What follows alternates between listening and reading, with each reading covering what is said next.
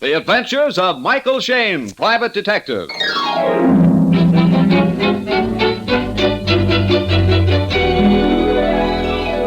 The people who make 76 gasoline and Triton Motor Oil, Union Oil Company, present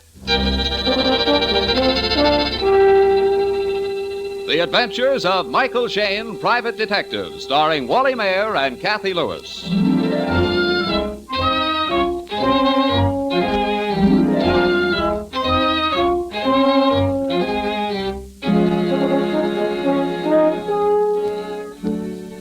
Most private detectives, when they're called into a case by a wealthy patron, are ushered into the library or the gun room or the master's private den. Not so Private Detective Michael Shayne and his attractive assistant Phyllis Knight. Oh, no.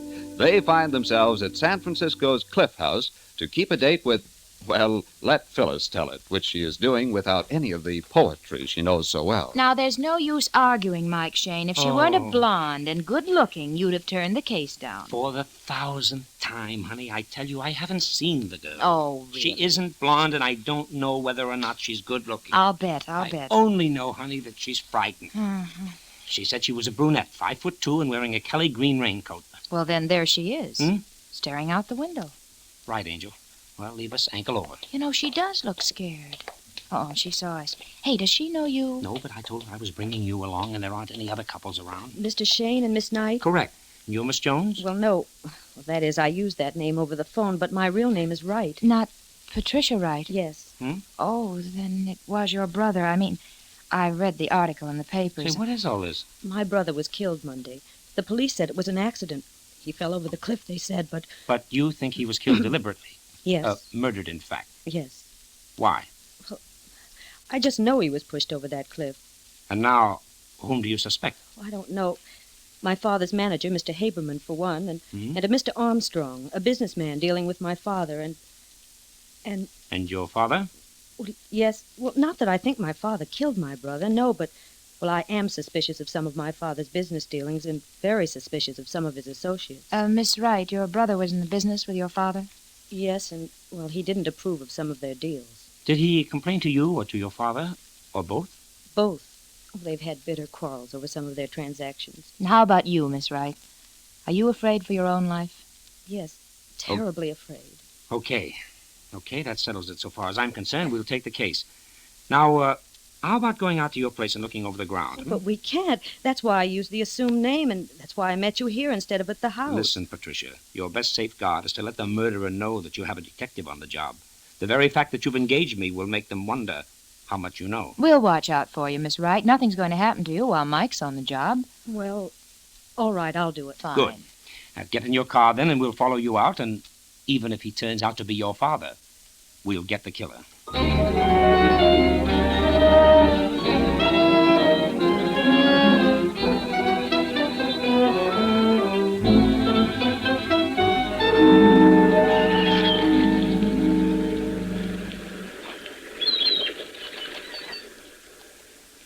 It's over here, just by that white post. That's where he fell. Uh-huh. Oh, boy. Did they take your brother's body away from the bottom of the cliff or bring it up here on ropes? They took it away from the bottom, in a boat. I see. Was there much of a crowd here at the top? No. Why? Well, there are a lot of footprints here. The ground is pretty well tramped down. But there weren't any people here at all. Why, this is private property. The murderer tramped the ground to confuse... Hey, wait a minute. What? What is it, Mike? Honey, you see those marks? Yeah?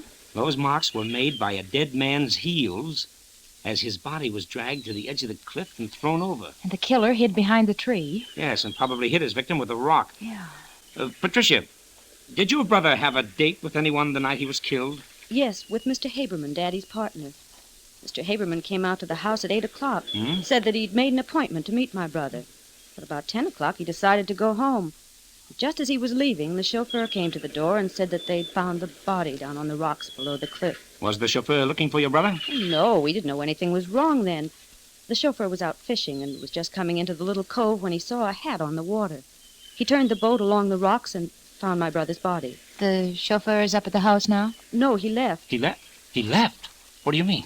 Well, he'd been doing a lot of drinking, and my brother fired him about a week ago. Oh, fine. We seem to be turning up suspects wherever we move. Right, Angel. Well, Miss Patricia, will you get your father's manager and Mr. Armstrong up to the house right away? Use any excuse at all. I'll get Inspector Faraday to find the chauffeur, and we'll have a little quiz contest with Mike Shayne as quizmaster.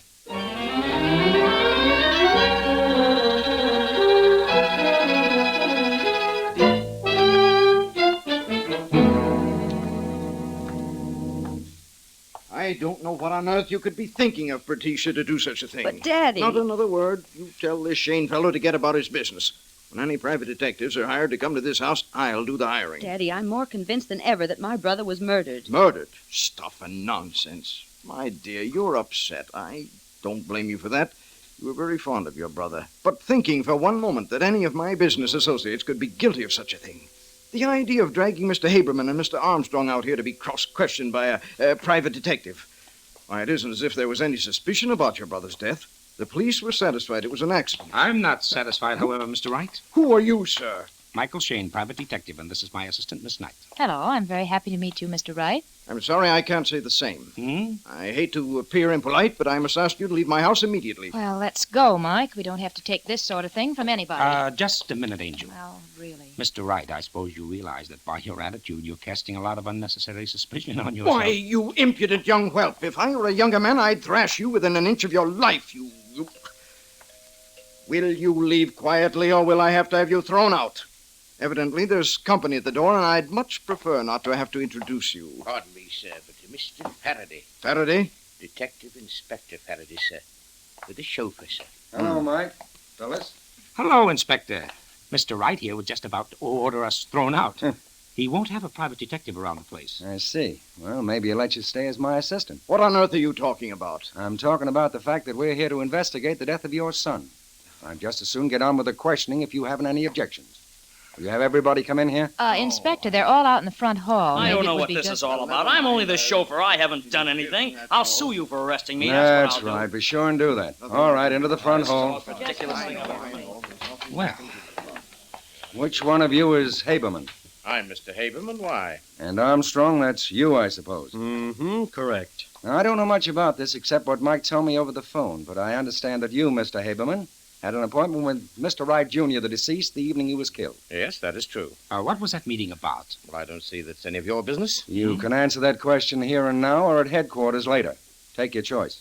Well, it was a business matter. Don't answer him. But right, if I don't, he'll take me in and... And he'll have to answer in the long run.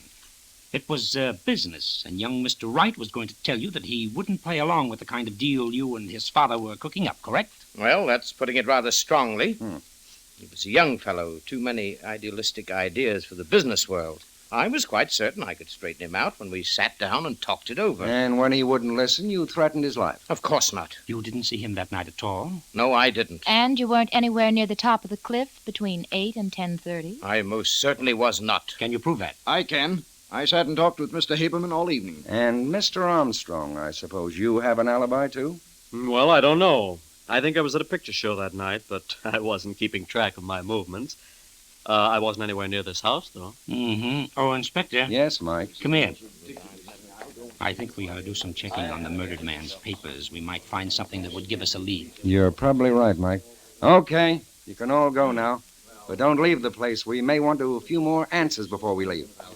Miss Patricia. Yes, Inspector. Will you take us to your brother's room? We'll see what that leads us to.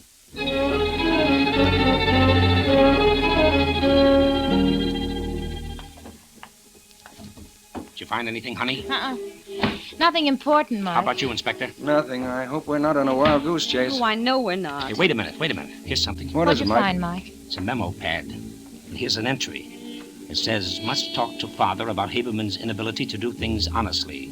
If he can be so dishonest with the people we are doing business with, there will come a day when he will be as dishonest with us. Hey, look at that later entry, Mike. The one made the day he was killed. Here. Oh, yes. We'll have showdown with Haberman tonight. Either he goes or I get out of the business. Have called him and made appointment for 7 o'clock. Wait a minute. 7 o'clock?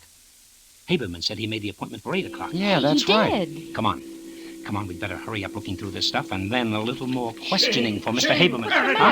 What's the matter? What's the matter? Mr. Shayne, Inspector, it's unbelievable. It's horrible. What is it? Haberman. I went to the stables a few minutes ago. Go on. Haberman was lying there, dead.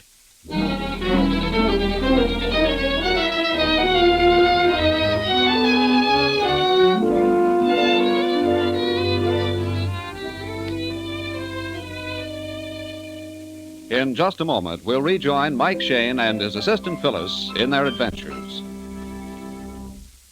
All of us know that some restaurants always seem to serve better food than others, even though their menus may read the same.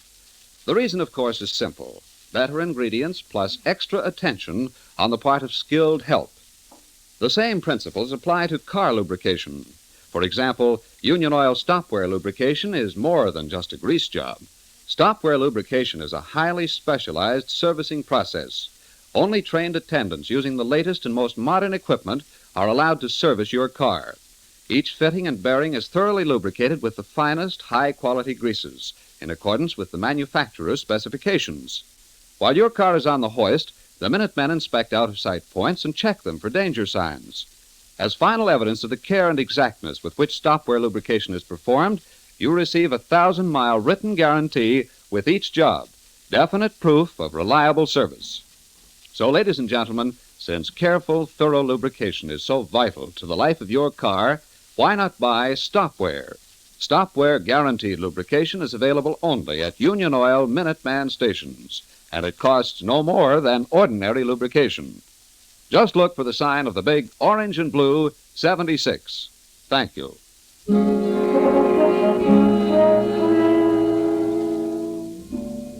It is a few minutes later. Mike, Phyllis, and Inspector Faraday have reached the stables and stand looking down at Haberman's body. Now, how did it happen? Well, he just got too close to Prince, and Prince lashed out and kicked him. I found him lying here when I came by. Was anybody else around the stables? Yes, Armstrong was here, and the groom and the gardener. Isn't it a bit odd that everyone should gather at the stables? No, I don't think so. Everybody's interested in the horses, especially Prince. Why Prince? Well, I've warned them all to keep away from him. He's a killer. Why have you kept him then? Because I can handle him. So can the stable hands, and he's a very valuable horse. He just lashes out at strangers or people who don't talk to him as they approach him. Surely you don't think this is murder, too? Why, it's ridiculous. Nobody in their right mind can have any doubt as to how Haberman was killed.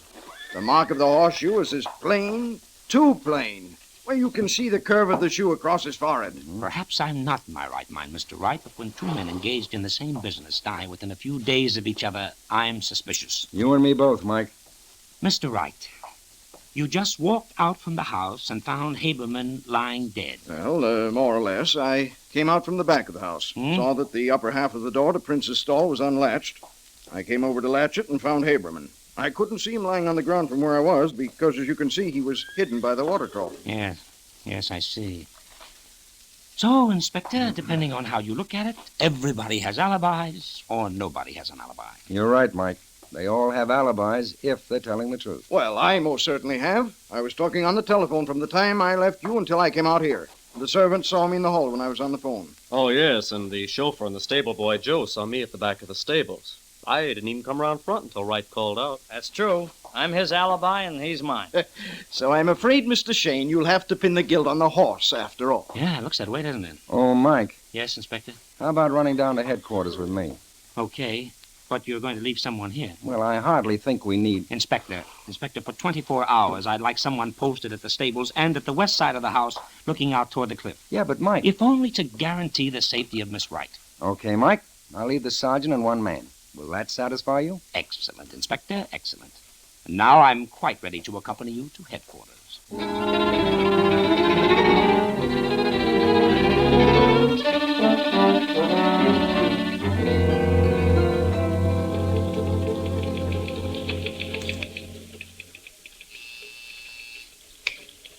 Okay, here you are, Inspector. Report on a threatening telegram.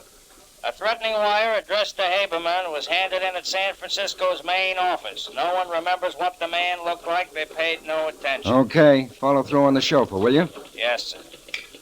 Well, it's not much help. Why don't you give up, Mike? After all, we're just following nothing but a hunch from that girl, Patricia. No, that's right, Mike. I admit it's a bit gruesome having two deaths in the same household, but it's happened before. Oh, there's something wrong about the whole thing. What do you mean, Mike? Well, As I see it, the father, Mr. Wright, isn't above entering into shady deals. No, that seems apparent. So one can legitimately assume that his manager, Haberman, wasn't averse to entering into the same sort of deal. We don't have to assume that. We know it from the son's memo pad. Yeah, that's right. The son actually accused him of being crooked. And we have Armstrong, a business associate. We can assume in his case, too, that he's not above turning a sort of twisted penny. To all of which the son is opposed, to such an extent that he actually puts in writing that he's going to talk to his father and that either the crooked manager goes or he does. Right. And if we assume, too, that the father would rather have his son in the business than the crooked manager, we have motive for murder. For some men, at least. And we have Haberman making a date to see the son. Which Haberman says was for 8 o'clock, but which we know for a fact was at 7 o'clock. You're building quite a case, Mike, but it all hinges on supposition. Suppose, Mike, that you're right. Yeah? And if you are right, and Haberman did kill the son, justice already overtaken him. Yeah, but there's something wrong with the whole thing, Inspector. You say I'm building the whole case of a supposition. Well, plus a hunch of the girls, Mike. And a funny little quirk that keeps running through my own mind. What? Well, when I was a kid, I used to hold horses at the old Fairfax Hunt Club. Yes? Sometimes for a whole day's work, I made 2 bits. One day, well, I hadn't made my 2 bits. I guess I was a little on the anxious side. I stepped up too quickly to a horse. He lashed out at me, and I jumped back. But that hoof, with its iron shoe, seemed to be following me. It was as huge as a barn door. A great big black iron shoe that would mash my face in from chin to forehead. A great big letter U coming at... Go on, go on. Wait a minute, a big U. That's it, that's what's wrong with the picture. Oh, what a blockhead I've been. Say, what goes? What is it, Mike? Oh, come on. Can't you picture Haberman lying there on the ground by the stable? Well, sure I can, Don't but... you remember what Wright said? The mark of the horseshoe is as plain, too plain. You can see the curve of the shoe across his forehead. I remember him saying that, but what on... Mike, you're right. Well, I don't get it. Huh? Yes, I do. Haberman would have had to be standing on his head for the horseshoe to have left a mark like that. Atta girl, honey, the mark was upside down. Come on. Back to the Wright stables as fast as that squad car of yours will take us, Faraday.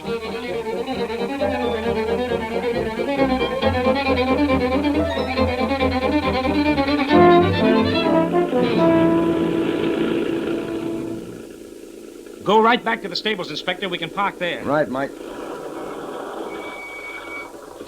I'm going to follow my hunch as long as I'm in the mood. What do you mean, hunch? If I were a killer and had killed a man at the stables... Yes? And I was so certain that everybody would think it was an accident, and so nobody would even think of looking for a weapon... Yeah.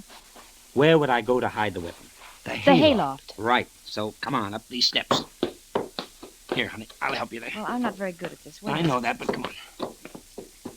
There we are. Now you take the far end, honey. And I'll All right. climb up onto the raft. Okay, and I'll take this end. Oh. It's not behind the speed box. It's not here either. Where's Phyllis? Here, under this load of hay. Okay. Anything up there, Inspector? No, everything up here is covered with dust, so I think this is all in the clear. Okay, come down then before you break your neck. Ooh, What is it, honey? no. It's something heavy and wet. Huh? And sort of sticky. It's blood, Mike. Let me have it. I'll use my handkerchief. There may be fingerprints. What is it? Just a second. Ye gods. Look, Inspector. A heavy piece of timber. Oh, but with a horseshoe nailed to the flat side. Upside down. Okay, let's keep our find a secret and continue our quizzing.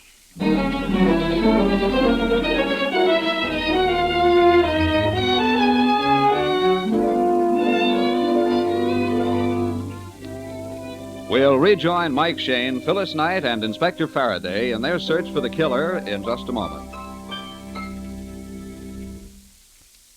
We'd like you to listen for a moment to one of the most sickening sounds of modern life.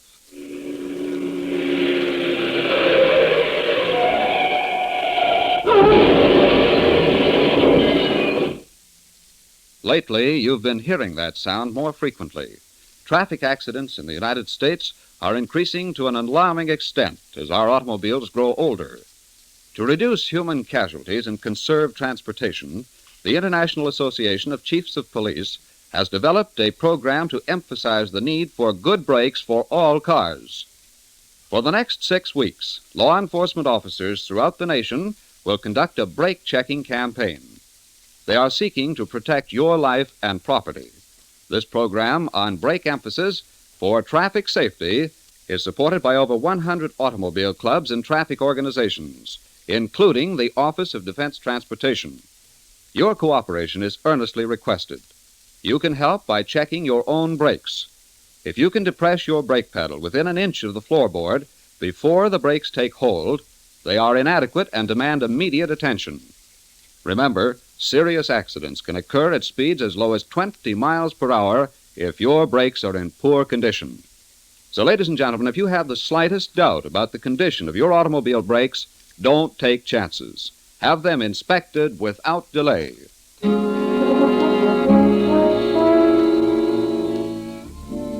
Mike, Phyllis, Inspector Faraday, and Patricia Wright are in the library waiting for the members of the household to put in an appearance. Are you sure you don't want me to get Daddy and the others in here? No, not yet. We let them wander in one at a time and take them by surprise. I have a reason. Hey, what about the chauffeur, Mike? For my money, he's out. Why, Mike? Well, as a suspect for the killing of the son who fired him, he was a possibility, but I see no connection between him and Haberman's death. No, perhaps not. But don't forget one thing. He's the alibi for Armstrong, just as Armstrong is his alibi. The way I'm thinking right now, honey, no one has an alibi. What do you mean? When all the suspects have alibis for their actions, and yet you have two bodies to account for, there's only one action. And that is? Someone or all of them are lying. And the alibis mean nothing, so just ignore them. Mike, somebody's coming. It's right. Oh, there you are, Pat. What? Oh, I thought you'd all gone back to the city. We did, sir, but we have a few more questions we'd like answered. If you don't mind my saying so, I think you're not quite bright. Meaning what, Mr. Wright? Meaning that you're all following a completely senseless theory, trying to find clues to a murder when no murder has been committed. To everyone but you, it's obvious that Mr. Haberman had been kicked by Prince. Suppose we just skip that for a moment, huh? Mr. Wright, just exactly what is the relationship between your firm and Mr. Armstrong? I don't see that it's any of your business. Oh, now let's not go through that routine If again. you'd let me finish, I still think it's none of your business, but I'm perfectly willing to tell you. Mr. Armstrong is an agent for some eastern industrial properties which we're considering purchasing. I see. And was Mr. Haberman in complete agreement with you about this purchase? He was up until a few nights ago. What or who changed his mind? Well, my son wasn't too happy about the deal, and I think he changed Haberman's mind. When did your son tell you that you either fired Haberman or he would leave the company? What? Why? No. Don't get all insulted and abusive. We know your son did tell you that. Patricia, if you... Your daughter had nothing to do with our knowing that, Mr. Wright. Let's not argue about it. It is true, isn't it? Yes. And what did you decide? Well, go on. Answer. Well, I hadn't made up my mind. I sort of hoped that things would work themselves out. And they have, sir. First, by the death of your son, and next, Haberman. Both troublesome elements removed within a week. Surely you don't... You can't think that I'd connive in the death of my own son. Patricia, you... Yes, Father. You don't believe that I had anything to do with... No, Dad. And I don't either. Nor do Miss Knight and Inspector Faraday. Well, I'm glad of that. I'm glad, too, that you're coming to your senses and realizing that my boy's death was an accident. No, Mr. Wright, your son's death was not an accident, any more than Haberman's was. Well, who could you possibly suspect? Who stands to gain by both deaths? Why, no one. What about Armstrong? Armstrong? But Armstrong...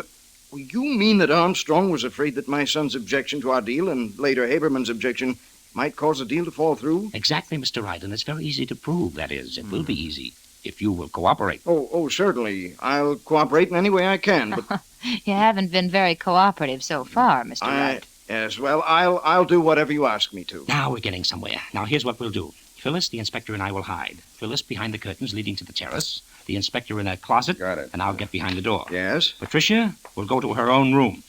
You, Mr. Wright, will call Armstrong in and tell him you're not going through with the deal. I'm quite certain his reaction will be enough to convince you. Well, I don't think I'll find that difficult. I'd practically made up my mind to that anyway.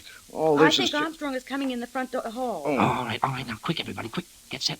You run upstairs, Patricia. Go on.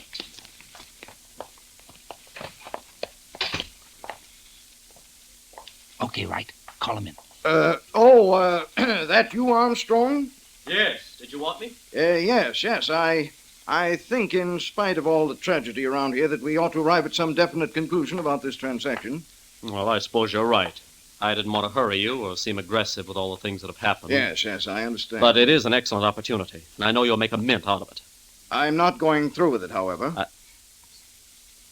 What? I'm not going through with it, Armstrong. Oh, you're not, huh? Well, that's what you think. What was that you said? I said that if you think you're going to back out now, you've got another thing coming. Now, wait a minute, You're not Armstrong. leaving me holding the sack.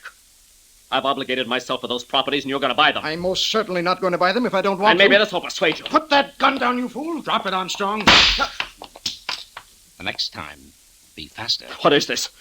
Is this a trap? In a way it is, yes, and apparently quite a justifiable one. I must apologize for the gunplay, and I must apologize for being quite slow and somewhat blind. Blind, Mike. Yes, I should have noticed long before this that Mr. Armstrong was left-handed. I didn't, however, until he whipped out that gun of his with his left hand. Left-handed? Yes, Phil, left-handed. What does that matter? I've been left-handed all my life. Yes, Armstrong, left-handed. I think you can produce the evidence now, Inspector. Right, Mike. Did you ever see that weapon before, Armstrong? Where did you find it? In the hayloft. That's where you hid it, isn't it, Armstrong? Okay, Inspector, I don't think we'll get any more argument out of him. You ready, Armstrong? Yes.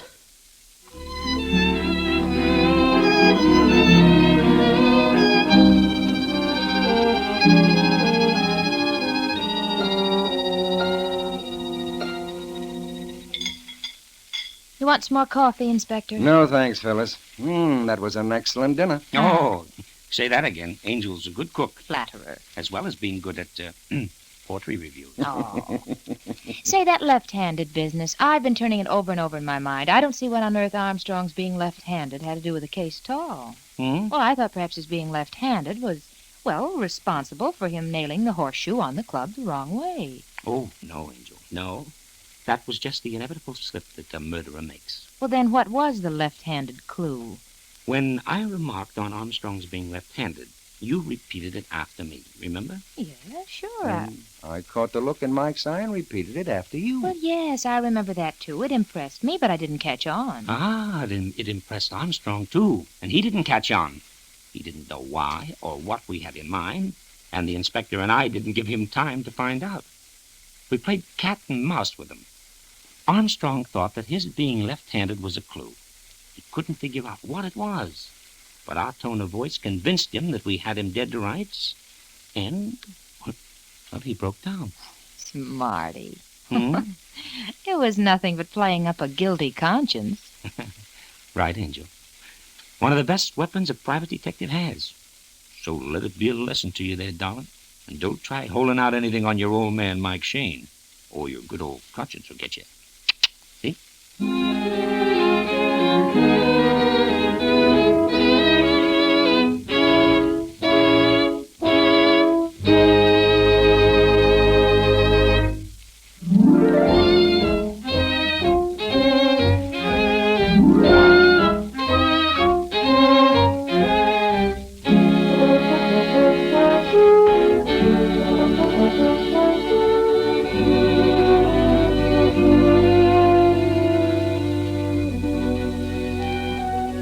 Tune in again next week at 8:30 for another adventure with Michael Shayne, Private Detective, starring Wally Mayer and Kathy Lewis, and Joe Forte as Inspector Faraday.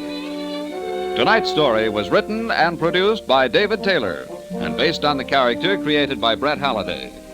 Music was composed and directed by Bernard Katz. This is John Lang saying goodnight for the people who make 76 gasoline and Triton Motor Oil. Union Oil Company.